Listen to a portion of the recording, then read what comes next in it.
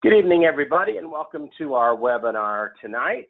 My name is Alan Pederson. I'm the Executive Director of the Compassionate Friends, and we bring you these webinars on a regular basis so that we can help you in your grief. I have two wonderful partners on the call with me today, Dr. Gloria Horsley and Dr. Heidi Horsley. Interesting topic today, men, women, and grief. And so we have a really good guest, Ron Kelly, who speaks and is an author and talks a lot about this subject. I also wanted to say a few things about Ron because he's got so much he's done in this field, and he serves on the board of directors for the Bereaved Parents of the USA.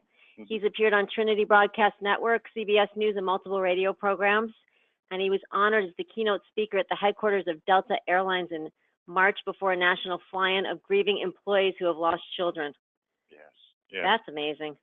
Oh, it was. It's so rewarding. It's a gift that we wish that we didn't have, but it's one of the gifts I think Jonathan left behind was to go forth and walk with other people down their journey. And it heals me as much as it heals anybody else. So thank you for that. That was quite an honor that I got. Well, talk a little bit about Jonathan. Oh, Jonathan was my pride and joy. Born in '97 with a condition known as hypoplastic left heart syndrome. So he came into the world with half a heart. And the day he was born, they handed him to me and said he won't make it through the night. But he had different plans, along with his creator. He died at the age of 16 as complications from that heart condition. However, he was not supposed to, so it wasn't an expected thing. He had a wonderful surgeon. It was a very rare heart condition. Jonathan spent his life under so much research. He actually lived with half a heart. They built his heart so it functioned as a full two-chamber heart, but almost as well as a four-chamber. It was tough for us. He went through a series of open heart surgeries before he was even 2.5. He submitted to 3 open heart surgeries to rebuild his heart. It was all rare. We were blessed to find a surgeon who said, I want to try. A few years before he was born, they would have handed him to us and said, enjoy what little time you have because you're not going to have him long. You know, you make a good point with this.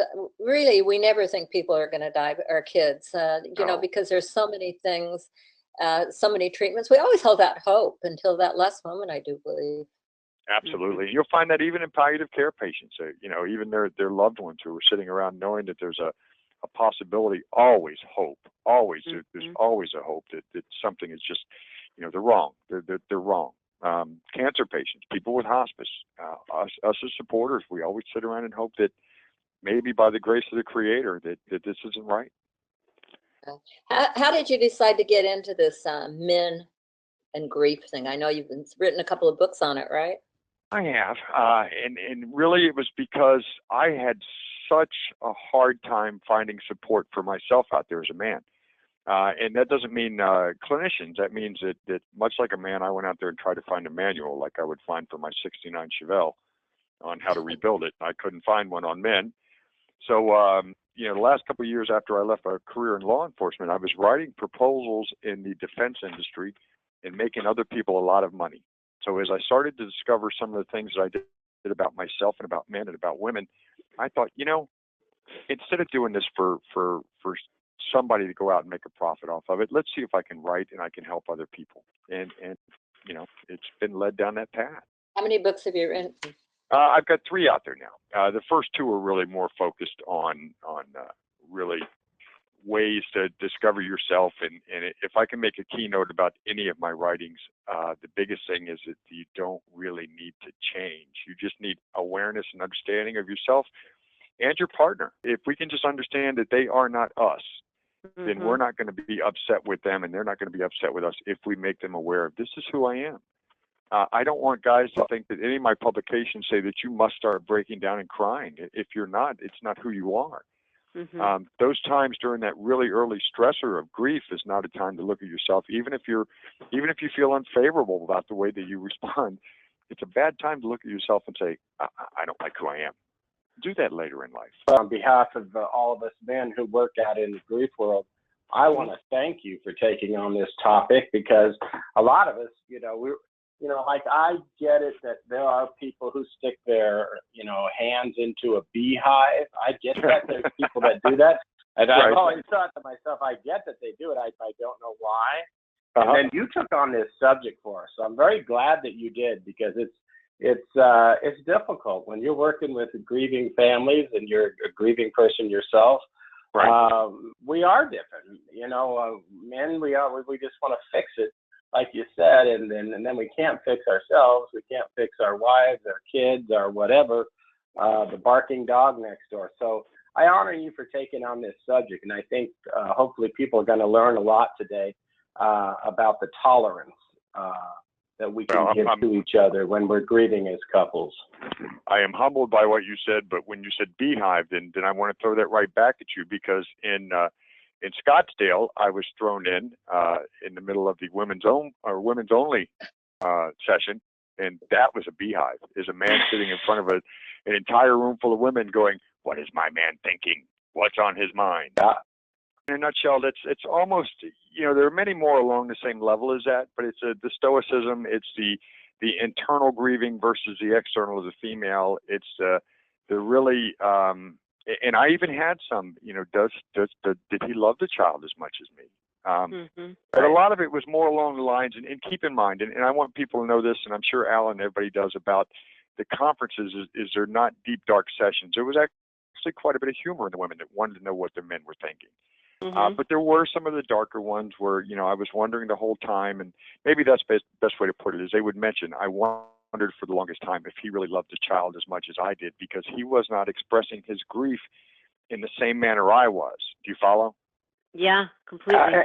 We hear that a lot, and I think one of the things, Ron, you probably encounter, and I do too, is I certainly, the audiences that come out to hear me speak and play music are overwhelmingly female. I would say, in my case, maybe 75%.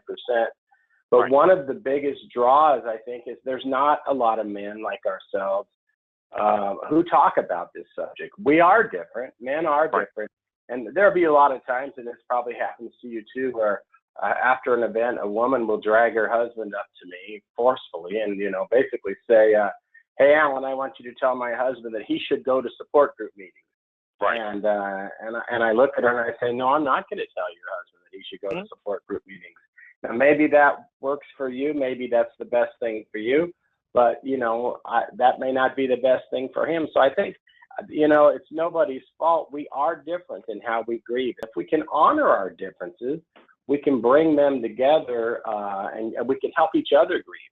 Just because we don't do it the same way doesn't mean we're doing it the wrong way. As long as is your partner, whether it be your wife, whether it be your sister and a sibling kind of thing, whether it be a mother and a son and they've lost a father, as long as those two make each other aware, then it goes a long way to understanding. One thing I want to say is I know there are people watching this webinar right now, and there are people who listen to our radio show, and there are people who visit us online who wouldn't even think about going to a grief group. They are women. So I want to say that you do get women who don't enjoy the group process too. We happen to see women who do, but there are women who don't. So there will be some people that will be watching this will say, that's not me, I'm not me. So, you have to look at who you are individually too. Are you a groupie kind of person? Do you like to go to groups and your spouse doesn't? There may be, we have guys in our Compassionate Friends chapter who their wives won't come. Even though I am male, I might not be, I might have some femininity about me. I might cross over the gender neutral spot. I might be more feminine than I am a male counterpart of mine, somebody that's my peer. And you've got females that are going to be a little bit more masculine. And we talk about broad brushing. Fortunately, the vast majority of us are kind of middle of the road, either masculine or feminine, and we kind of fit into our sex, but not all of us. And that's what we have to tell people is we're all as unique as snowflakes and fingerprints. Where you talk about we grieve on our own timeline, I'll have to say one thing. My thought about that is time is a factor. Time is one of the most stable factors as far as knowing how you will go through your grieving. Time does heal. It does not heal all wounds, but there are things that stop time, like lawsuits, anger, all sorts of things that I call them roadblocks in the way of having time, deal with it. And so I just wanted to say we grieve on our own timeline. I think that's true, but I think time can be a healing factor. Sure, and I think, I'm preaching to the choir here, but what I tell people all the time is look for those things that show a person is now a danger to themselves in a way where, there is that lack of hygiene. There's an increase in alcoholism. Now they're getting into recreational drugs or something. But, other than that, if a person wants to lay in bed for the first month and just process it, then they're on their own timeline. And we're all going to grieve on our own timeline. Yeah, I support that too. And I think when we start putting expectations, even on ourselves in grief, I think it's always important to have a goal and that I want to try to take a step forward. And even if that goal is just today, I'm going to get in the shower. It's good to have a goal every day. But I think that's what I actually like about support groups so much is that when you go to a support group, generally, especially if you're struggling and you think you're stuck in your grief or whatever, you'll see people that are farther down the road than you and some that aren't so far. And you'll look at the person farther down the road and you can see that, there's nothing that special necessarily about that person and they're making it. So maybe I can make it. But you'll also sometimes look at that newer person and you'll hear them speak and they'll start saying some things and you'll go, yeah, I remember when I was there and I'm not there now. And you can actually see yourself progressing where you think maybe you're not, but really you are when you start hearing and seeing that new face of grief that walks through the door. So I think it's important for people to take the pressure off, to take the clock away and the yardstick away and give yourself the space, and women and men. And that makes it difficult sometimes when you are moving at different paces as a couple, though. Sometimes that can make it difficult. It's okay to take a break every now and then while you're grieving. And I tell people, if you think about this, if you really understand music itself, it's not just the notes in the music that make the beautiful song. It's also the rests in between the notes that make the beautiful song. So when you're going through your grief process and you feel like you're not moving forward, especially if you're sitting at a grief conference, guess what you're doing at that grief conference? You're moving forward, whether you're sitting there saying, I'm stuck. Well, you're not. You're moving forward, but it's okay to rest. Without that rest in between the notes, it would be a long note in a very ugly song. With that note, it's Beethoven's Fifth Symphony, right? So it's okay to take the break. What you're saying is even when you're taking a break, you're doing the work of grief. Exactly. And like you're making the music. You're talking about men and women. Is this just about child loss? And I say, no, there's many relationships out there, especially if you lose your father and you are trying to deal with your mother's going to have just as difficult a time trying to understand you and you her as it would be a husband and wife trying to understand each other after child loss. It could be mother, son, brother, sister. There's a number of different relations out there in between men and women, and it doesn't have to be about you know what's interesting about what you're saying, Ron? As you were discussing women's frustration with their spouses about not talking, I was like, oh my gosh, it sounds like the issues that parents have with their children. We don't communicate what's going on with us, and so parents are always saying, are you grieving? Yeah, so it's not just that thing, okay, we're only talking about husbands and wives and the loss of a child. Everybody could benefit off of considering the differences in between men and women. There are many of those relationships out there. And then the second point that we talk about here is am I okay? And I think that should be, if not the first question, one of the first questions, because we all hear that so much. I'm not responding the way somebody else is. And it leads down the road to eventually questioning yourself. And unfortunately, sometimes, even in my case, questioning the love of my child. Did I love my child as much because I am not grieving in the same manner as other people who were as close to him as I was? That was kind of that catalyst for me where that's it. I'm done. If I'm questioning the love of my child, then I need to find out what's going on with me. But I got there. And I got there because I was watching my environment and the other people around me who were visibly more despondent than I was. So if we come out with an early question, am I okay? We go back to that part we talk about, are you doing anything to harm yourself? Are you grieving in your own timeline? Are you doing anything that would stop you from at least existing in life, not paying your bills, not doing things that somebody should be doing, right? And then along the lines of the second one, is my partner okay? You are the one that you think that you are doing it right, but you think your partner, there's something wrong with your partner. Did that partner love the child as much as he or she said? it all goes back to that, what we'll talk about throughout this, is that we're unique and we're different. Even in the same sex, we can be unique and different, but as a sex, we have a tendency to grieve in our own manners. Part of it too, Ron, is that boys have been socialized, walk it off, suck it up, big boys don't cry, be a man. And they've been told from an early, the moment they're, hit the ground running, you are not allowed to show your emotions. It's not okay. And then when they have a death, we expect them to be all soft and emotional. Right. And it's nurture. That's the difference between nature and nurture, and that's part of the nurturing. How did our role models, how was our environment after we were born shape us into who we are now? The good thing about that, while it's fundamental when you get in those childhood ages and go into teenage, that's not solid. We can change that. Some of the things that we might not be able to change so much as some of the things that we get from nature, and we'll talk about that too. But yeah, we're grown to be big boys don't cry, and then if you want to be on the football team, you have to be the toughest one out there as a man, and in order to get the pretty girl in the locker room or in the hallway, you got to be the biggest and toughest guy in school, and it goes farther than that. If you want to get in a good corporation and get up there, you've got to be able to be king of the hill. So yeah, as men, we're programmed to always be the aggressor and to hide our emotions. There are some biological issues here too, because women produce some hormones that are much more likely to have women cry, and it's related to cortisol. So there are some physical things going on here too. Not that men don't cry, but there are some manifestations, I think, that fit into that. And what I find that the most fascinating part about that, and I talk about the delivery system of the human body that is just dumping these chemicals into us faster than we could ever do with an IV bag. And these are subconscious reactions to things that are part of nature and nurture, and that nature part has been with us for thousands of years.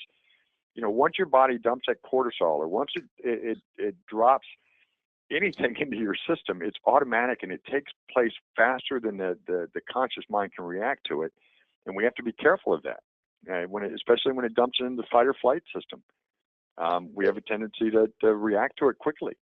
Now, I've got a question here from someone named Fred.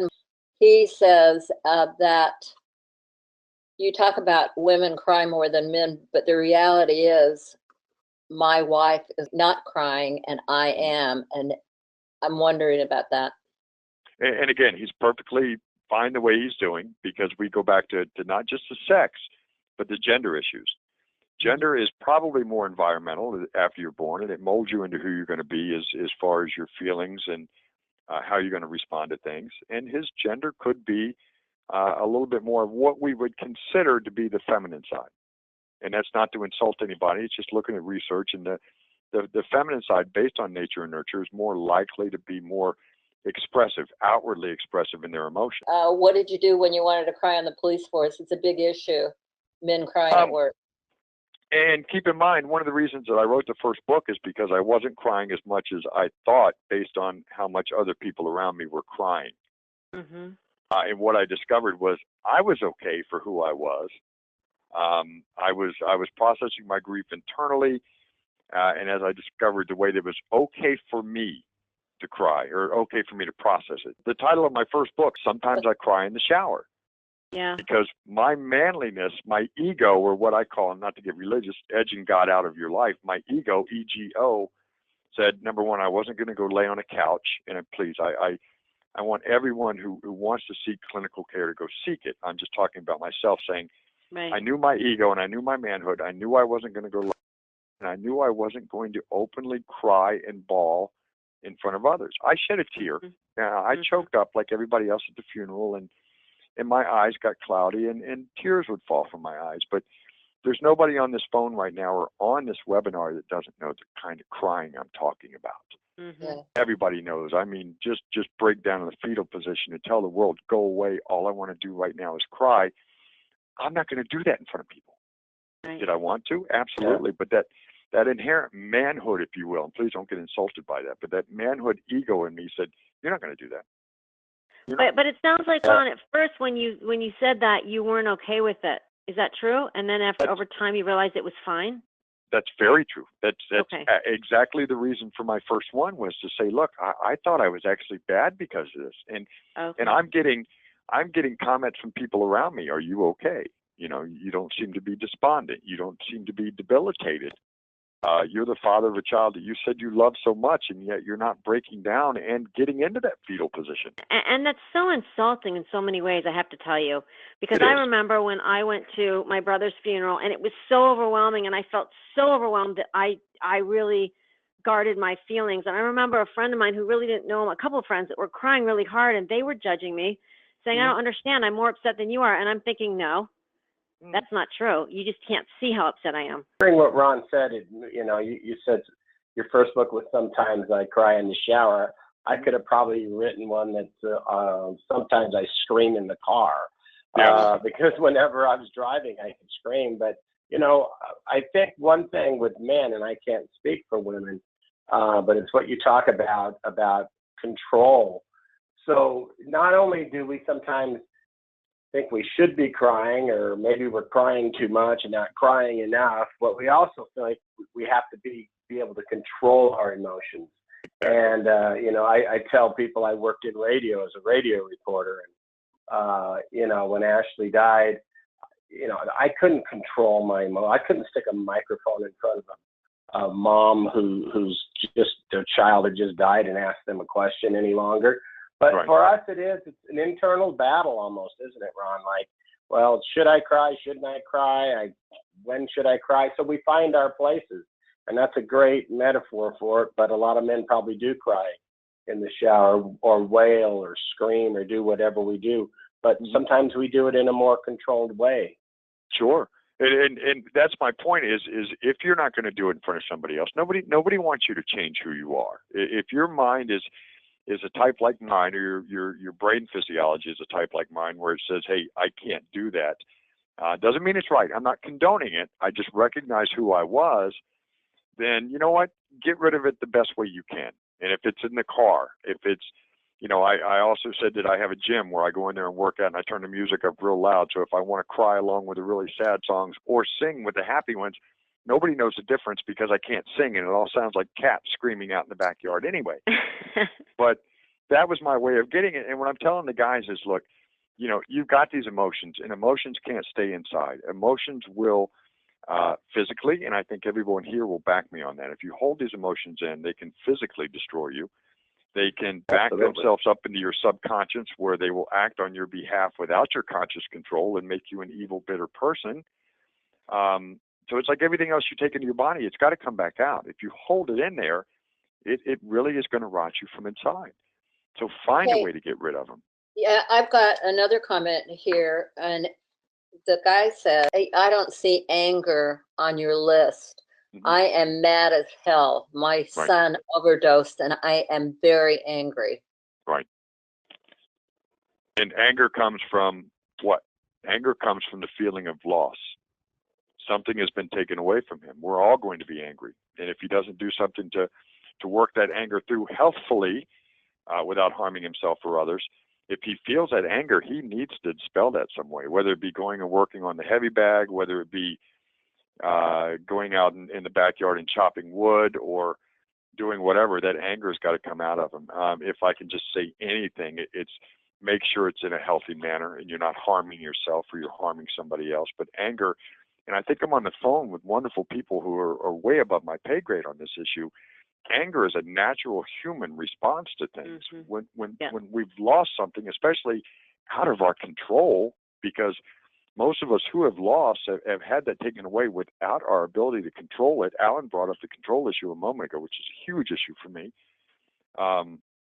We get angry. And that's an emotion that we can't bottle up inside, because once again, it'll find its way into our subconscious, and it will act on our behalf without our conscious control, and we become an angry, bitter person. I notice when I go to Compassionate Friends national conferences and meetings, I've done workshops on anger and had men there. It's very difficult. And what I really find down to the basis, when you come right down to it, they're usually angry at themselves that they didn't catch it, or that they didn't see it, or that they didn't do something. They're angry that their wives are hurt. I see it a lot. And let me tell you, that's one of the most difficult workshops to facilitate. And I've done it as well. But, we're angry because I think, obviously anger is the coming out of something that's below it. And I think at the bottom of it is often fear and lack of control. We have anger for what we couldn't control.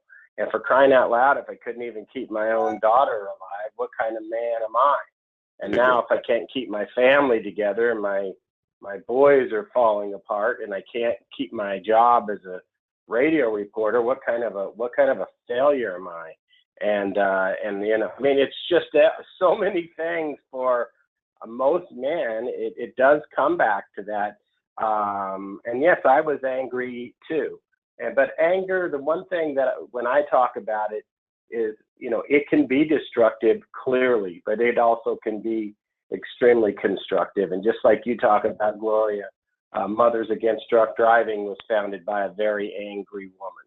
And laws get changed by very angry people.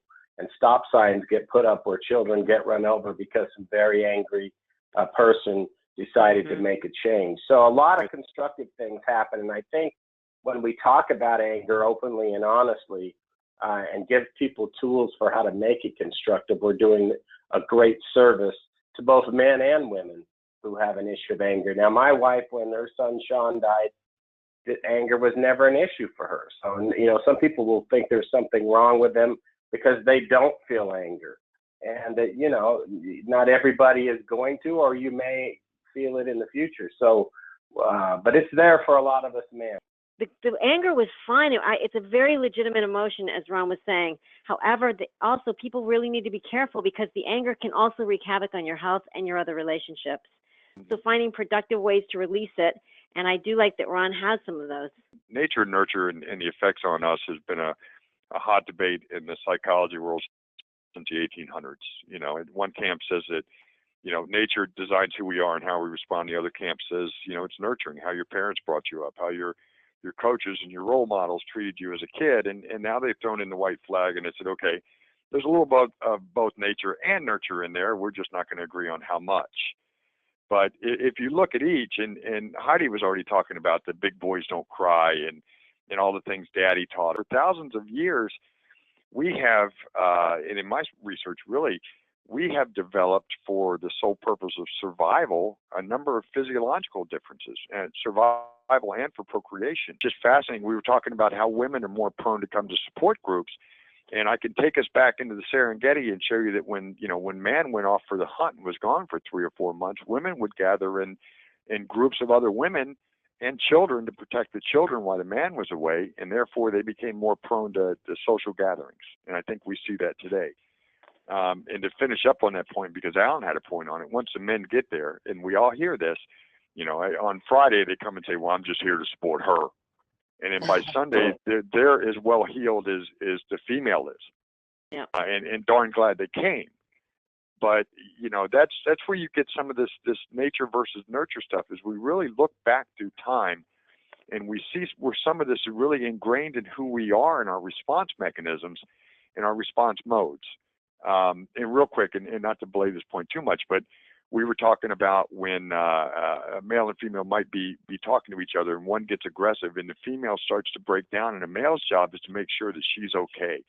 One of his inherent jobs is to protect her. And when he sees that he can't because she's crying and upset and he can't stop it, we have a tendency as males to become agitated because of that, because we're not doing our job. I have a question from a woman who says that her husband has a hard time looking at pictures, but she loves to have pictures out on display, and that brought up a broader point to me, because I have people come a lot of times and couples, and they'll say, she wants to go to the cemetery every day. He has a hard time going there.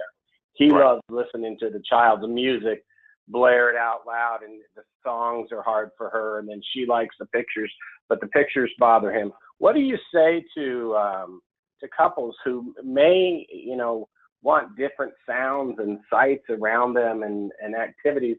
How do they mesh those together? What kind of advice do you give to couples who are in that type of dilemma? We could give the reason why, and it would be clinical, but the best advice is the one I think we all share, which is going to be awareness and understanding of what the other one can go through.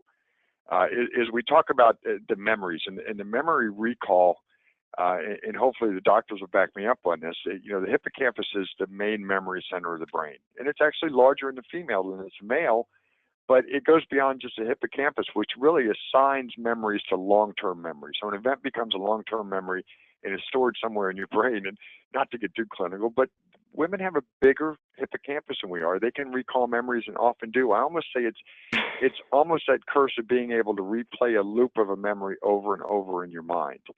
And they're more prone to go back and take a look at a lot of the emotional things that have gone on with that one that's lost in the male, who will use that part of his brain to move on to that systemizing and organizing and problem solving and not spend so much time on the memories. It's so true, and it drives men crazy because we keep bringing stuff up from the past or remembering things, and they're like, let's just move forward. Yeah, the old joke is if the hippocampus were a trailer park, I've got a single wide and you've got a double wide, and it's just not fair. Because you remember stuff from 5 years ago, and we'll start talking about it like we were discussing it 5 minutes ago, and we haven't talked about that in years. Once a man gets upset, once you get him to that point where he's really upset, it takes 20 minutes for the nervous system to calm down, which women don't have the same issue. So I tell people, one of the things, when you see a man getting upset about something, give him 20 minutes to, let it settle. And because women want to approach men immediately. A woman, Heather, says, okay, so people are angry. How can men get healthy and express their grief then? If this is addressed towards me, if they're not expressing their grief outwardly, that's not unhealthy. The point to all this is that we're each unique, and we're each, even as male and females, we're each probably going to express our grief differently.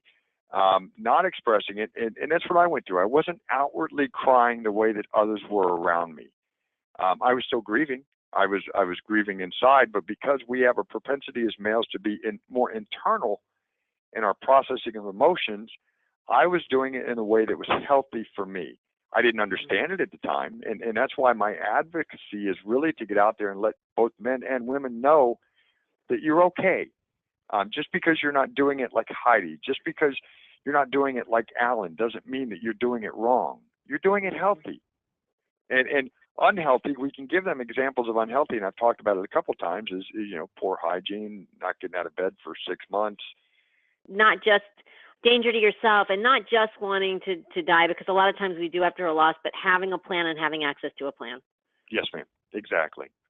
So there really is, and I hope I'm not taking her words wrong, because, unhealthy grief is only if we get into some of those areas that are outside of the norm. But Ron, I think you're making a good point. Even in the complicated grief research, most of what we see is normal. Even though it might feel crazy and look crazy, it's normal. Over 95% of what you see after, 95% of all those grieving, or if not higher, are grieving in a normal way, even though we might not recognize ourselves. Exactly. And again, I go back to the default thing where I want everybody to know, if you feel that the way you're going through grief is unhealthy, please go seek professional help. Mm-hmm. Nobody's going to say that we're not advocating that, but to sit and say that, I think he's unhealthy going through his grief, or am I unhealthy because I'm not crying as much? Take a look at yourself first. Take a look at, are you really doing it wrong? Is there a right way to do it and a wrong way to do it? There are no stages of grief. And the biggest things that I hear that outsiders that don't understand because they haven't had a loss will say, wow, I can't believe they're still upset. It's already been 2 or 3 years. Sure. It's like, that's not a long time in the world of grief and loss. Why aren't you over it yet? Right. So that's one of the biggest things we hear. But there is no right or wrong for this, only unhealthy. And unhealthy means that, there's a whole litany of things we could talk about which are unhealthy. But for the most of us, I'm not going to cry like you are. Or I might cry and you might not cry. It doesn't mean we're doing it wrong. It doesn't mean that it's unhealthy. So, Ron, with the many men, the hundreds and thousands of men that you've worked with and talked in front of, et cetera, what helps men? I might be getting ahead of us. Here. I hate to simplify it so much. Letting them realize that they are okay. Okay. Yeah. Honestly, and that's a simple way of putting it. But you're okay, and I'm not telling you to go cry. I'm not trying to change you. I'm trying to let you know, unless you're doing unhealthy things, again, I hate to go back to the default, but unless you're doing unhealthy things, guess what? You're grieving. You've attended a conference. You're not standing still. Just the fact that you're here means I'm willing to move forward. I don't feel like it, but being here on the floor at a Compassionate Friends Conference means, guess what? You're moving forward. Or just listening to this webinar tonight. Yes, ma'am. You're right. I'm sorry. Yes, which I love. I mean, that's why I love the internet, because for those guys out there that don't want to be face to face with people, they can log on and hear you and get support through Compassionate Friends and on the internet. Sure. So, Ron, let's talk about this next slide, because I really think it is important. Because can the differences in men and women create problems in a relationship? I heard it when I had my loss.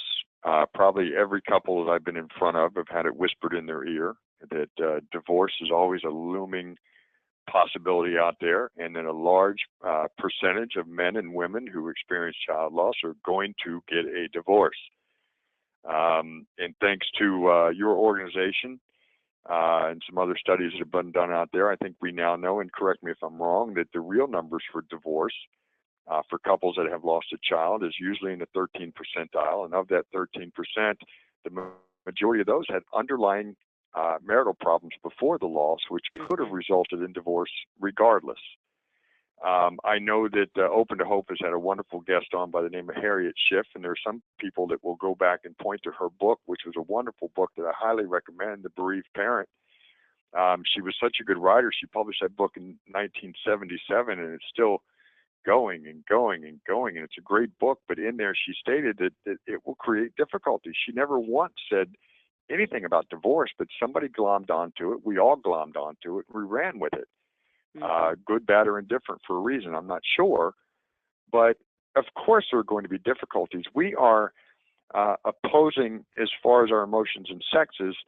And now when we're in that great stressor right after a loss, we're having these struggles with our own emotions that we've never felt before. Nobody prepares for a loss. You can't go get a book and say 6 months from now I'm going to have a loss, I want to prepare for it. And palliative care aside, so I don't mean to touch that subject, but I think you know what I mean. The surprise losses are not preparable. Right. So now I'm having a hard enough time dealing with my emotions I've never touched before, and I'm looking at her going, my gosh, I mean, she's juxtaposed to me right now. The truth is this, it's that it is a myth to say that the divorce rate is higher for families who've lost a child. I believe the divorce rate really, though, it's not any higher, that it may be lower than the national average, but losing a child and the death of a child, there's nothing out there that says that it's the death of your marriage. And I think it's really important for couples to understand that. People may have gotten divorced anyway. We don't. That's the problem. We don't know whether they had a death of a child or not. And like you said, I've never read any research that shows that divorce is any higher than it is nationally. Just, there's no correlation between the death of a child and a divorce. Nothing that I've ever seen. Many couples will say that the loss of their child brought them closer together, because as you said, there are these differences. I have a saying, and grief work, to me, is life work. And when Ashley died, I was so blessed and fortunate to have found a 10-week grief program. It was Dr. Alan Wolfelt, who I really like. It was a program that he had created, and I was brought up as real man. You never sought support of any kind for anything, but when Ashley died, that just wasn't possible. But what I've later come to learn is all this immersing myself in the study of grief and loss, and talking to the top professionals, all the way to just the mostly newly bereaved person that walks into a room. It all has taught me that grief work is truly life work. And grief can bring out incredible things in you. It can empower you, and it can empower your marriage. It can strengthen your marriage. But grief also, depending on how you go through grief, it could certainly, just like it could be destructive to your life, it could be destructive to your marriage.